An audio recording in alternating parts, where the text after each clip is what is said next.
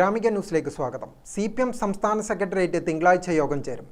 ലോക്സഭാ തെരഞ്ഞെടുപ്പ് പോളിംഗ് വിലയിരുത്താനാണ് യോഗം. ഭരണവിരുദ്ധ വികാരം തെരഞ്ഞെടുപ്പിലുണ്ടായിട്ടില്ലെന്നാണ് ഇടതുമുന്നണിയുടെ വിലയിരുത്തൽ. 8 മുതൽ 12 വരെ സീറ്റുകൾ കിട്ടുമെന്നാണ് ഇടതുമുന്നണിയുടെ അവകാശവാദം. പോളിംഗ് ശതമാനം കുറഞ്ഞതുകൊണ്ട് UDFന് അനുകൂലമായ തരംഗം കേരളത്തിൽ അലയടിച്ചിട്ടില്ലെന്നാണ് ഇടതുമുന്നണിയുടെ വിലയിരുത്തൽ. അതിന് കാരണമായി പറയുന്നത് പഴയ വോട്ട് ചരിത്രമാണ്. 2009-ൽ 73.5% പോളിംഗ് രേഖപ്പെടുത്തിയപ്പോൾ 16 സീറ്റും 2019-ൽ 77.84% പോളിംഗ് നടന്നപ്പോൾ 19 സീറ്റും UDFന് കിട്ടി. എന്നാൽ പോളിംഗ് ശതമാനം കുറഞ്ഞ് 71.2-ൽ എത്തിയപ്പോഴാണ് 19 സീറ്റ് LDFന് കിട്ടിയത്. 71.05 ഇത്തവണത്തെ പോളിംഗ്. അതുകൊണ്ട് സർക്കാർ വിരുദ്ധ വികാരം തെരഞ്ഞെടുപ്പിൽ ആഞ്ഞടിച്ചിട്ടില്ലെന്നാണ് CPM കണക്കുകൂട്ടുന്നത്. കോൺഗ്രസിന് സ്വാധീനമുള്ള സ്ഥലങ്ങളിലും കാര്യമായ പോളിംഗ് നടക്കാത്തതും ഭരണവിരുദ്ധ വികാരം അലയടിച്ചിട്ടില്ല എന്നതിന്റെ സൂചനയാണെന്നാണ് വിലയിരുത്തൽ.